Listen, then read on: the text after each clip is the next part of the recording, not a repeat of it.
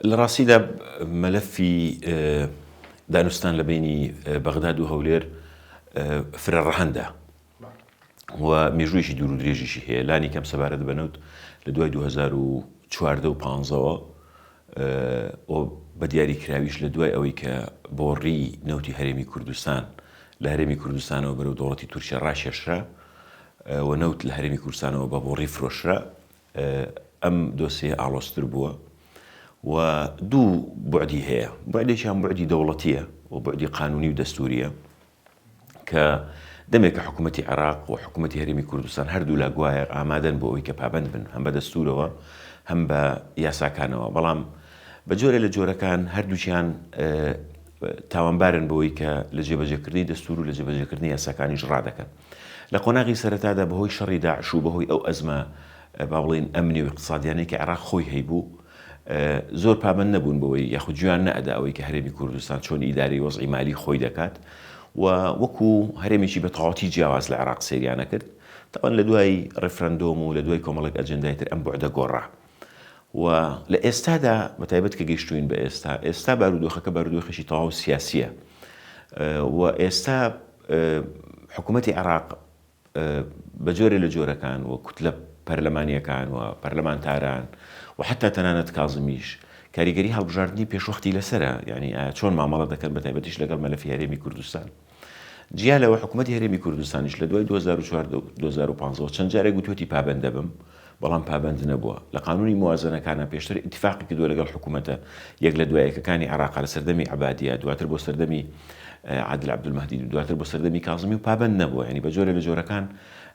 متمانەیەکی ئەو تۆی نەماوە. ئەمە بعدێکێتی کە بعدە قانونی و دەستوریەکەیتی من بخۆم پێم وایە بە جۆرە لە جۆرەکان سوڕانەوەی لە ناو بازنێکی بۆشدا. بعدێکی تریشی بعدێکی بە تەواوەتی سیاسیە، ئەویش مەسەلە پێوەستە بە مەسەلەی نەوتی هەرێمی کوردستانەوە. پارتی دموکراتی کوردستان نەوت وەکو نیعمەتێکی گەورە بۆ خۆی ئەزانێ و پێی وایە بەهۆی نەوتەوە توانیوێتی دەسەڵاتێکی بەرفراوان لە باشووری کوردستان جێکەوت بکە و توانیوێتی بەهۆی نەوتەوە پێشی با بڵێن ڕکابەرە سیاسەکانی بکەوێتەوە، بەهۆی نەوتەوە توانیوێتی دەسەڵاتی خۆی بەسەر سەرۆکایەتی هەرێم، سەرۆکایەتی حکوومەت، تەنانەت هەموو دەسەڵاتەکانی تر بە پەرلەمانیشەوە با بڵێن فراوان بکە و جیا لەوە بەهۆی نەوتەوە توانیوێتی ویژدانێکی زۆری خەڵکانێک لە مجتەمەعی کوردستان تا ڕادەیەکی زۆر بکڕێ لە کوتلە و لە ناو حیزبە سیاسیەکان. کەم حیزبی سیاسی هەیە کە پارتی لۆبی تیا دروست نەکردبێ، خەڵکی تیا با بڵێن تەجنید نەکردبێ بۆ خۆی جا بە پارە بێ یان بە هەر ئالەتێکی تر. ئەوە جیا لەوەی کە بەهۆی نەوتەوە فەزای گشتی کۆمەڵگەی کوردستانی داگیر کردووە، بە تایبەتی لە ڕووی ئیعلامەوە، لە ڕێی دوو جۆری ئیعلامیشەوە. ئیعلامیشیان سیاسیە کە پێوترێت ئیعلامی نەوتی و ئەم جۆرە ئیعلامە پارێکی زۆر زۆری تیا سەرفەکەن بە کواڵەتێکی زۆر زۆر بەرز. کۆمەڵگەکەیان لە ڕووی سیاسیەوە بۆ ئیعلامە کۆنتڕۆڵ کردو. ئیعلامیشی تر هەیە پێوترێت ئیعلامی هەمە ڕەنگ یاخود ئینتەرتەینمنت، ئەو کەناڵە ئەوانەی کە بۆ تەسلیە و بۆ گاڵتە و گەپ و بۆ کات کوشتنن. لەمەشا تەبەن کاریگەریە سلبیەکانی یاخود نەرێنیەکانی هیچ کەمتر نییە لە کاریگەری با بڵێن ئیعلامە سیاسیەکە. جیا لەوە هەوڵی داوە هەر بە پارینەوت یعنی خەڵکێکی زۆر نەک لە ناوخۆی کوردستان، تەنانەت لە دەرەوەی کوردستان بکڕێ و داوایان لێ بکە و وتاریان بۆ بنووسێ لە بەرامبەر پارەیەکی دیاری کراوە و وای کردووە کە بە کوردی و بە کورتی پارتی بەهۆی پارەی نەوتەوە توانیوێتی دەسەڵاتێکی زۆر زۆر فراوان بۆ خۆی هیم بکات، بەرجەستە بکە. لەبەر ئەوەشە کە ئێستا بە هیچ شێوەیەک چەند ساڵە ئەڵێ ئیلتیزامەکەین و نەوتەکە بەشێکی ڕادستی بەغاکەین و نایکەن بۆ چکە پێیان وایە ئەگەر نەوتیان لەبەردەستە نەمێنێ و نەوتی هەرێمی کوردستان لە کۆنتڕۆڵی ئەوانە نەمێنێ، ئەوە دەسەڵاتیشیان لە کۆنتڕۆڵە نامێنێ. من گومانەکەم لەوەی کە حکوومەتی هەرێمی کوردستان مەبەستی بێ کە دەڵێ ئامادەین هەموو داهاتە نانەوتی و نەوتیەکان ڕادەست بکەین. ئەوە لە گفتوگۆکانە بە جۆری زانیاری ئێمە باسییان لە 150 داهاتە نانەوتیەکان و لە 250,000 بەرمیلی ڕۆژانە مستحقاتی نەوت، یعنی واریداتی نەوت کردووە. ئەوەی کە زۆر زۆر گرنگە ئەوەیە کە ئەو وەفدەی کە لە بەغایە بە ناوی حکوومەتی هەرێمی کوردستانەوە ئەبێ داکۆچی لە مافە دەستوریەکانی هەرێمی کوردستان بکە، نابێت سازش بکات لەسەر مافەکانی خەڵکی کوردستان لە چوارچێوەی دەستورە. بەڵام زۆر خراپیشە خۆدزینەوە بە فەلسەفەی ئیتفاقەکانی ڕابردوو. کێشەکە ئەوەیە، ینی زۆر بە کورتی ئەمێ بڵام ئەو تیمەی بەناوی حکوومەتی هەرێمی کوردستانەوە گفتوگۆکەن جا چ لە ڕابردوو چ لە ئێستا بە جۆرە لە جۆرەکان ئەوەندە لە ساڵانی ڕابردوو وعدیانداوە جێبەجیان نەکردەوە وەکو چیرۆکی مەلەوانە درۆزنەکەی لێ هاتووە یعنی هەرچەندێک قسە بکەن مەرجێ باوەڕیان پێ بکەن و من بۆ خۆم بەڕاستی لە دووشت بەگومانم یەکەم بەگومانم لەوەی کە ئەسڵان حکوومەتی هەرێمی کوردستان بێوە ڕێک بکەوێ من بۆ خۆم پێم وایە فەلسەفە و تێگەیشتنی ڕاستەقینی حکوومەتی هەرێمی کوردستان ئەم کابینەینەوە هەرەو لێدوانەیە کە مەسرور بارزانانی لە دوا کۆنگری ڕۆژنامە نووسیا باسی کرد وتی داواکارین لە خەڵکی کوردستان لێمان تێبگەن ئێمە گەر لەگەڵ بەغا ڕێک نەکەوتین داهاتمان چەند لەبەردەستا بوو ئەوەی دابەشەکەینەوە بە نسبەتێکیش لێبڕین کە لە چاوەڕوانی خەڵکانیە من پێم وایە ئەمە استراتیژە لایەن ئەوەی هەوڵەدەن ئەمەی بەس بە ئەمە تاواکەم ئەوەی ئەیانەوێ لەگەڵ بەغدا گفتوگۆ بکەن ئەمە تەکتیکە ئەنی استراتیژەکە بریتیە لەوەی کە ڕێک نەکەون و استراتیژەکە بریتیە لەوەی کە ئەو داهاتی لەبەردەستیانایە بیکەن بە موچەوە پێشیان و خەڵکی کوردستان لە هەم بارێکدا لە 20 بێ لە 1970 بێ لە 30 بێ لە 140 بێ لێ بڕین قبوڵیەکە لەبەرەوە ئەیانەوێ نەوتەکە لەبەردەست خۆیان نابێ بۆچی وەکوتم دیسان چونکە ئەو نەوتەی کە خۆیان ئەیفرۆشن نەزانن داهاتەکەی چی لێەکەن چەندی لێ ئەبن چەندی بۆ خۆیانە چەندی بۆ حیزبەکەیانە چەندی بۆ میدیاکانە چەندیشی بەشەکەمەکەشی بۆ خەڵکە ئەزانی کە ئەڵی لەگەری لە ئەگەری ڕێک نەکەوتنی هەولێر و بەغدا یعنی تۆ بێ مێژووی لانی کەم دوای 2004 و 2005 هەرێمی کوردستان بێنینەوە بەرچاوی خۆت یعنی لە 2004 و 2005 بکەری سیاسی سەرەکی لە کوردستانی عێراقەکە پارتیە بە شێوەیەکی ڕێکخراو هەوڵی داوە کە ڕووی لە بەغا نەبێ ڕووی لە دەوڵەتی تورکیا بێ و نزیک بێ لە دەوڵەتی تورکیا بەبۆڕێنەوتەکەشەوە بە قۆناغی پێش ڕیفراندۆمیشەوە بە هەموو قۆناغەکانی ترەوە بۆیە من بۆ خۆم پێم وایە دوورنی ئەوان پێیان وا بێت بە تایبەتی ئەم کابینە پێیان وا بێ یەکێک لە بەدیلەکان تورکیایە کە ئەمە هەڵەیەکی استراتیژی گەورەیە دیسان یعنی ئەمە هەمان هەڵەی ساڵی 74کە پارتی هەموو هێلکەکانی خست بۆ سەبەتەی ئێرانەوە ئێستا زۆربەی هێلکەکانیان هەموو هێلکەکانی خستۆتە سەبەتەی تورکیاوە هەر ئیتیفاقێک لەسەر نەوت لە بینی ئەنقەرە و بەغداد هەرێمی کوردستان تووشی قەیرانێکی ئابووری گەورە ئەکا من بۆ خۆم پێم وایە دوو بەدیلیان هەیە یانەوە تا یعنی بە جۆرە لە جۆرەکان ڕێکەوەن لە چوارچێوەی دەستورە کە لەم تۆقیتیا ڕێکەوتن تا ڕادەیەک ئەستەمە و قورسە چونکە وەکوتم جەوی عێراقیش جەوێکی سیاسی جەوی پێش هەڵبژاردنە بێجگەلەوە حکوومەتی هەرێمی کوردستان پاساوێکی داوەتە دەستی هێزە شیعیەکان هێزە شیعیەکان کوت لە شیعیەکان حیزبە شیعیەکان حیزبی فاشلن زۆرینەیان یعنی لانی کەم بکەرە سەرشیەکانیان هیچ چیرۆکێکیان لە عێراقدا بۆ هاوڵاتیەکانی خۆیان پێ نییە جگە لە هەرێمی کوردستان ئەین لە فترەیەکدا دەیانگوت هەموو داهاتی هەرێمی کوردستان هەموو داهاتی عێراق هەرێمی کوردستان دەبە کە ڕاست نییە تەمان هەرێم لە فترەیەکە لە 1970 و 1970 تاویشی بۆ نەهاتووە و ئێستاشە چیرۆکی مەسەلەی ڕێکەوتن و ڕێکنەکەوتنیان لەگەڵ هەرێمی کوردستان کردو بە چیرۆکی خۆیان بۆ شارعەکەی خۆیان چونکە نەتوانیویانە خزمەتگوزاریان بنێ نەتوانیویانە ئاوادانکردنەوە بکەن ئێستا بەس قەزەی هەرێمی کوردستان لە چوارچێوەی خیتابێکی تائیفی بەکارهێنن چۆن لە هەرێمی کوردستان خیتابی قەومی بەکارهێنن لەوێش خیتابی تائیفی بەکارهێنن اتفاقێکی تر بەس عەفوم کە دەرسەیەکی تریش یان حەلێکی تریش لە بەردەمیان بەس ئەوەیە داهاتی ناوخۆ کۆبکەنەوە چەندیان لەبەردەستا بوو بەو گەندەڵی کە تایەتی بەو پشک و پشکێنەی کە لە بینی حیزب و عایلە سیاسیەکانە هەیە باقیەکەی کە ئەمێنێتەوە دابەشی بکەن بەسەر خەڵکە ئەو دوو گرێمانیان لەبەردەستا ینی مۆدێلی حکومڕانی لە کوردستان و لە بەغدا زۆری فەرق نییە یعنی هەر یەک فەرقی هەیە بەزەوەیە بەغداد دەوڵەتە هەرێمی کوردستان دەوڵەت نییە ئەگەرنا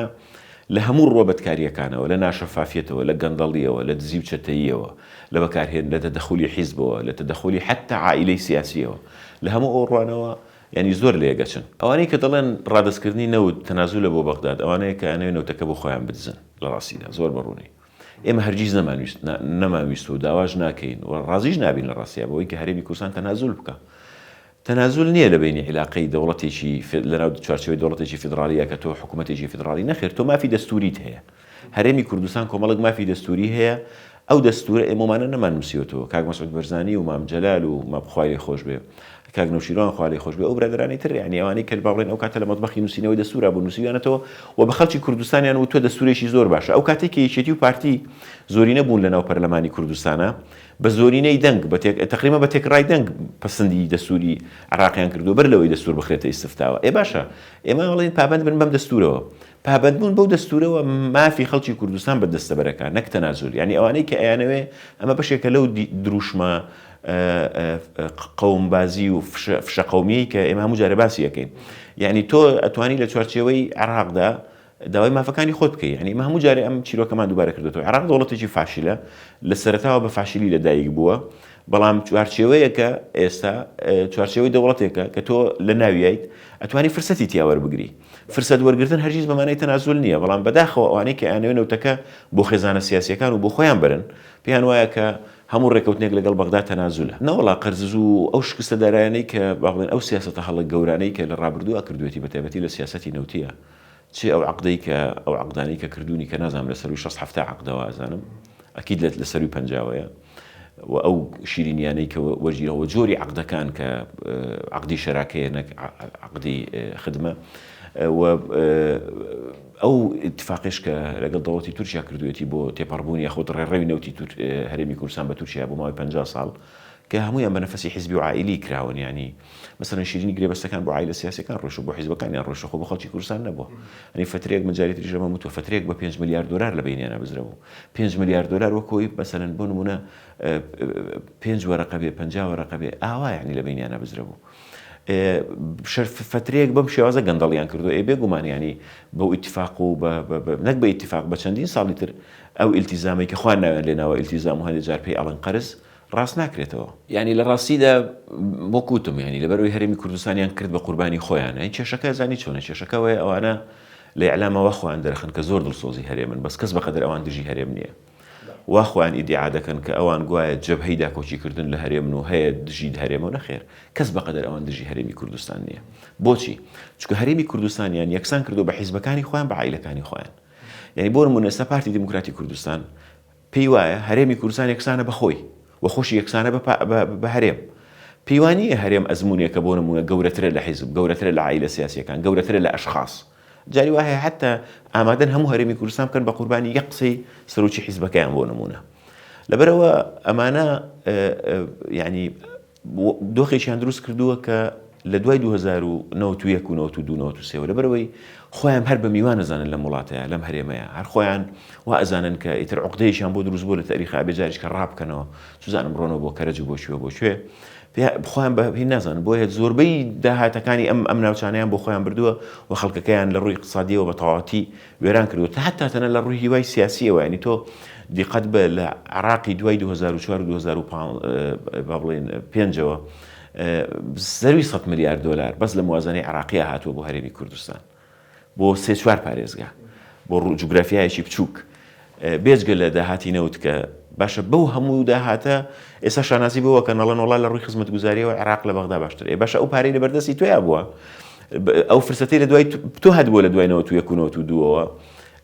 ئەو پارەیە کە هەم تۆ نەوتی هەرێمی کوردستانت فرۆشت و فترێک نەوتی کەرکووکیش فرۆشتووە بێجگە لەو ماوەیەکی زۆر پارەیەکی مۆڵت لە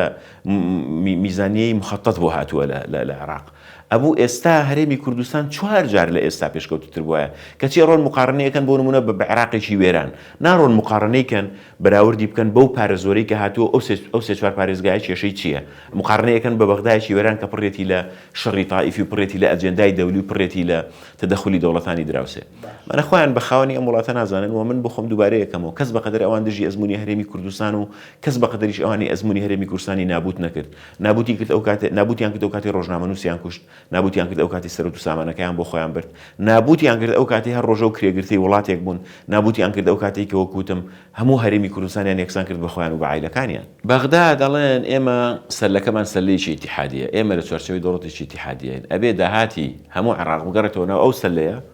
و لەناو ئەو سەرلەیەدا بەش بکرێتەوە. هەرێمی کوردستان قەناعەتی بۆ نییە، ڕەنە خێر بەشێک لە داهاتەکان بۆ خۆمە و بەشێکی ئەگەڕێنمەوە، بەڵام کێشەکەوەی لە ساڵانی ڕابردوودا ئەو بەشەشی نەگەڕاندوێتەوە.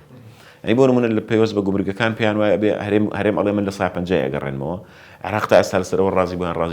ڕازی نەبووە، من دڵنیا نیم. ینی لانی کەم ئێمە لە لیژنەی دارایی ئەندامەکانمان ینی ئێمە مەسئولین لە یان بە بڵێن ئاگامان لە دۆخی پەرلەمان هەیە، پەرلەمانتارەکان ڕازی نین بە لە سای 50 بۆ نمونە. لەسەر داهاتی نەوت هەرێمی کوردستان ئەڵێ ئێمە 250,000 بەرمیلی ڕۆژانە ئەتوانین داهاتەکەی بگەڕێنینەوە، ئەوان بڵێن نەخێر هەرێمی کوردستان لەسەروی 450,000 بەرمیل نەوتەوە فرۆشی، ئێمە ئەومان ئەوێتەوە کە ئەڵێ نەمانەوێتەوە. ینی مەسەلەکە دیسانەوە وتم ینی عێراق یەکسەر لە ئیتیحادی هەیە، ڕسمی سیاسی مالی ینی مهمەیەکی ئیتیحادیە با بڵێن بەرپرسایەتێکی ئیتیحادیە. موازنەی عێراق بودجەی عێراق خەڵک زۆر گرنگەمە بزانێ بودجەیەکی فێدراڵیە بودجێکی ئیتیحادیە، یعنی بودجەیەک نییە کە دابدرێت تەنها بۆ پارێزگاکانی عێراق بێ لە هەرێمی کوردستان، نا، بۆ هەموو عێراق. مادام بۆ هەموو عێراق ئەبێ هەموو کەسێک بەشداری بکالەوەی لەو سەلەیە ساڵانە پارە کۆکاتەوە بۆی جارێکی تر دابەش بکرێتەوە. ئێستا بۆ نمونە لە بابل یان لە بەسڕا یان لە هەر شوێنێک مەسەلەن ڕسم و گومرگ و هەموو شتێک کە ئینەکرێ ئەگەڕێنرێتەوە. جەڵبان کە ئەگەڕێنرێت تۆمانەیەوە نی لەوێش فەسادی تیانە بێ، لەوێش فەسادی زۆرتیایە، لەوێش دزی و جەردەی زۆرتیایە. بەڵام بۆ نمونە محافزی بەسڕە ناڵە وەڵام من نەوتی بەسڕە نادەم بە عێراق، شتیوان ناڵە. یعنی بۆ نمونە ئەمە دیوێشێتی جاسە دێمە سەر دیوەکەی تریشی، ینی زۆر گرنگە ئەمە هەمووی ئەبێ بگەڕێتەوە ئەوێ بۆ جاریشکە لێوە دابش بکرێتەوە. بەڵام کێشەیەکەیە لەوەشە، ینی عێراقیەکانیش یا بڵێن لایەن عێراقیەکانیش ڕازگۆنین لەوەی کە بۆ نمونە تەنها کێشەکەیان بریتی بێ لە مەسلەی داهات. نا، تەمەن کێشەی سیاسیشی تایە جیالەوە. ئێوە خۆتان نەزانن، یعنی ئێستا خەڵکی کوردستان بە تەواوەتی بێزارە لە حکوومەتی هەرێمی کوردستان، وانە؟ باشە خەڵکی کوردستان تاوانی چییە باجی حکوومەتی هەرێمی کوردستان بدا؟ بۆ نمونە وەختی خۆی کە مووسڵ کەوت کە داعشی لێبوو، حکوومەتی عێراق بە بەردەوامی موچەی خەڵکی مووسڵی نەهێنارد کە داعشیشی لێبوو. باشە، یعنی خۆ تۆ هەرێمی کوردستان خەڵکەکە گلەی هەیە لە حکوومەت، تۆ بۆچی بە تاوانی ڕێگنەکەوتن لە بینی حکوومەتی هەولێر و حکوومەتی بەغدا یان بە تاوانی ئەوەی گروپێکی سیاسی حکومڕان لە هەرێم ڕێک ناکەون لەسەر نەوت و لەسەر داهات، تۆ بڕۆی موچەی فەرمانبەرەکانی ببڕی؟ ئەمە هەڵەیە و پێشمان وتون بە دەنجی بەرز و ڕەخنەشمان لێگرتوون و تومانە ئێوە خۆتان قەزەکەتان بە سیاسی کردووە بە تەواوەتی، ئەگەر نە ئالێت زۆرە بۆی ڕێوشێنی قانونی بگرنە بەر بە ئالێتێک لە ئالێتەکان لەگەڵ حکوومەتی هەرێم بدەنە ڕێکەوتن، بەس بەو مەرجەی موچەی فەرمانبەرەکانی نەبڕن. لەسەر مەسەلەی ڕێکەوتنی نێوان تورکیا و پارتی لەسەر ڕێڕەوی نەوتی هەرێم، خۆی لە ڕاستیدا ئەو ڕێکەوتنە لە نێوان تورکیا و پارتی هەر لێنەوە تورکیا و عایلەی بەرزانیە بەس دواتر بۆیاخ کرا بە ڕەنجی حکوومەت، گوایە حکوومەت ئاگەریەکە، حکوومەت ئاگای لێ نەبوو، نەک حکوومەت، حتا تەنانەت سەرکردایەتی و مەکتەب سیاسیەکانی پارتیش ئاگایان لێ نەبووە. یعنی ڕێکەوتنێکی زۆر سنووردار بوو، دوایی ئیعلانیان کرد کە چیان کردووە. ئەم ڕێکەوتنە لەسەر نەوتی هەرێم نییە، لەسەر ڕێڕەوی نەوتی هەرێمە. یعنی نەوتی هەرێم بە تورکیا تێپەڕێ و بە تورکیا تێپەڕێ بۆ بازارکردن لە دیوی هەرێمی کوردستان، لە سنووری هەرێمی کوردستان. کۆمپانیای ڕۆسنەفت و دوای فرۆشتیانەوە بە ڕۆسنەفت لە سەرەکەی تریشەوە بۆ تاشی تورکیا، ینی لەسەر ئەوەیە. بەڵام تورکیا ساڵانە بە سەدان ملیۆن دۆلار لەو بۆڕینەوتە سوود دەبینێ وەکو عمولە، یعنی کۆمپانیای تورکیەکان بە تایبەتی. باشە، بێجگەلەوە زانیاری زۆر هەن کە هەنێکیان برای بەڕێزم عەلی حەمەد ساڵح خسوویەتە ڕووبەوەی کە نەوتی هەرێمی کوردستان بۆ چەند ساڵێک بۆ پێشەوە فرۆشراوە، بەڵام بە چ کۆمپانیایەک فرۆشراوە، ناوی ئەو کۆمپانیانە چیە؟ ئەوان هەموو پێویستیان بە داتای ورد هەیە. یعنی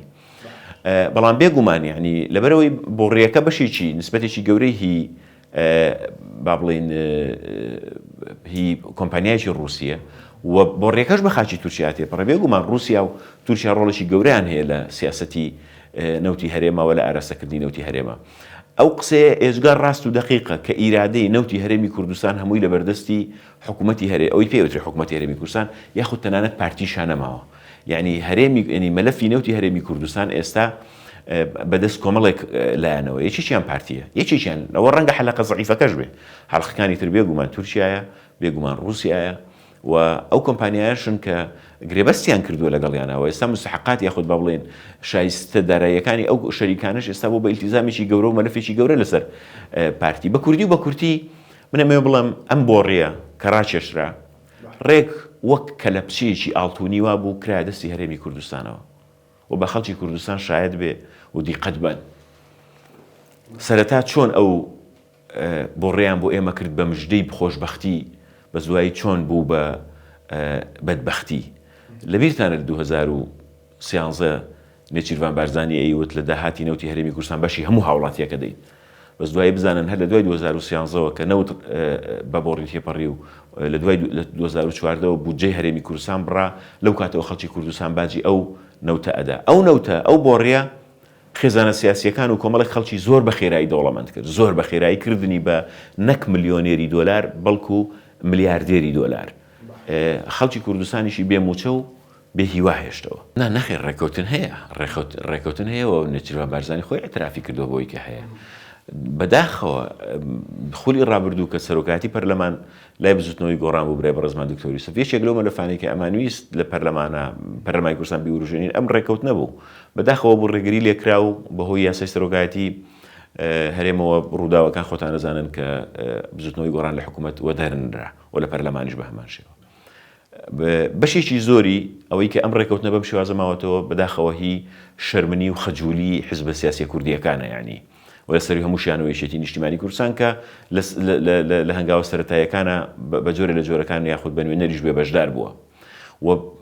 یەکێتی نیشتیمانی کوردستان ڕاستە کۆنتترۆلی بەسەر مەلەفی نەوتی هەرێما زۆر لاوازە، بەڵام پشکێکی کەمی لە نەوتی هەرێم هەیە و ئەوە خۆشیان ناشاردوێتەوە و هەر بۆیەشە مەسەلەن کەسێکی وەکو قوبات تاڵبانی ڤیدیۆی هەیە ئەڵێ ئێمە ئاگاداری سیاسەتی نەوتی هەرێمین بۆ نمونە، یان پێشتر کەسێکی تریان کە جێگری سەرۆکی حکوومەت بووە عیماد ئەحمەد هەرەمان باماشێوەڵە ئێمە ئاگاداری سیاسەتی نەوتی هەرێمین، یعنی لەبەرەوەی پشکیان هەبووە. بەڵام ئەوەی کەوا ماوەتەوە لە ناو هەرێمی کوردستانە کە بە تەواوەتی نەیەتە پێشەوە بەشێکی بەهۆی ئەوەیە کە پارتی کۆنتترۆلی هەموو جومگەکانی کردووە خۆی ینی بە زۆر نایڵێ ئەم مەوزوع بوو ڕژێ ئەمە یەکیشیانە بتوانن هەمان ڤیدیۆی براکەی بۆ بنێرنەوە کاڵێ من جێگری سەرۆکی ئەنجومەنی وەزیران و جێگری سەرۆکی ئەنجومەنی نەوت و زەم و ئەگەر ئاگام لێ نەبێ کەواتە هەڵم کردووە بەڵێ ئاگام بتوانن ڤیدیۆی براکەی بۆ بنێرن. بەرحاڵ ئەوەی کە پێوەستە بە عێراقەوە لە بینی تورکیا و عێراق لەسەر نەوتی هەرێمی کوردستان محاکم هەیە، ینی داوای قەزایی هەیە وەختی خۆی لە سەردەمی عەبادیە بەرز کراوەتەوە. ئەمە ڕاست نییە ئەگەر بڵێن عێراق مەسەلەن بۆ نمونە هیچ ئاگایەکی لە دۆخەکانیە نەخێر، لەسەر فرۆشتنی نەوت لەلایەن هەرێمی کوردستانەوە بەبێ گەڕانەوە بۆ بەغدا حکوومەتی عێراق داوای قەید کردووە و ئەم داوایە بە نەمانی عەبادی لە سەرۆکایەتی حکوومەت کە عادل عەبدولمەهدی مەفروض بوو بڕوات لە یەک دوو جەرسای ئامادە بێ نەچوو و هەر بۆیەشە مەسعود بارزانی زۆر دژی ئەوە بوو کە جاریش کە عەبادی دابدرێتەوە بەشێکی پەیوەندی بەو داوایەوە هەبوو و ئێستا تورکیا خۆی بە جۆرە لە جۆرەکان بەنهێنیش لە گفتوگۆیە لەگەڵ عێراق وەرن لەسەر ئەم داوایە با قسە بکەین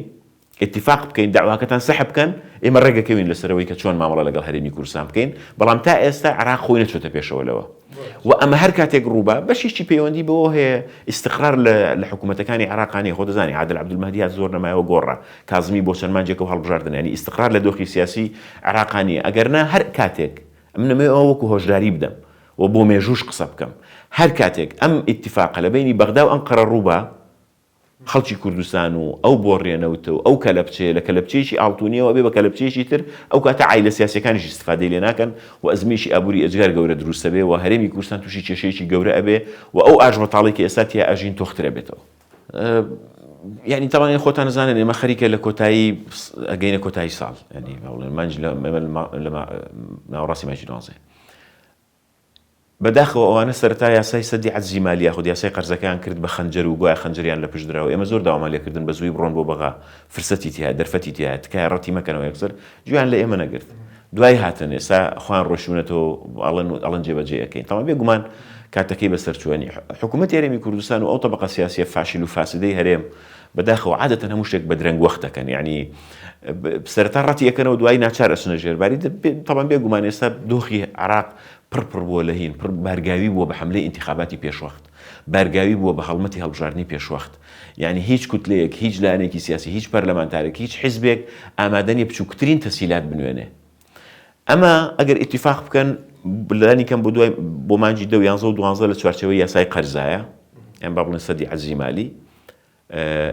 و ئەمەش ئەبێ بە ئەساس بۆ موازنەی 2021 و من ئەمەوێ لێرەوە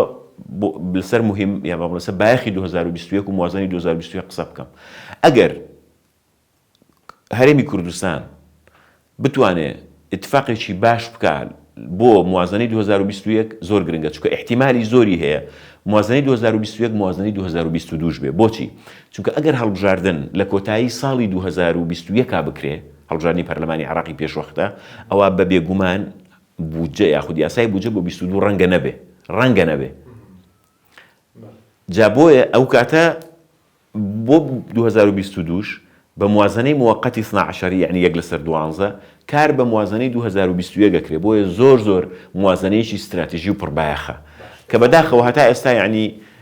حکوومەتی هەرێمی کوردستان هەم ئەم تیمەی کە ئینێرێ بۆ بەغا لاوازە، هەم گفتوگۆکانیان لاوازە، هەم ڕوئیان واضح نییە کە چیەکەن، یعنی لانی کەم ئەزانی چۆنە، لانی کەم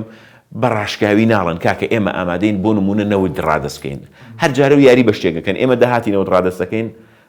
ئامادەین هەموو مەلەفەکە ڕادەستکەین، یعنی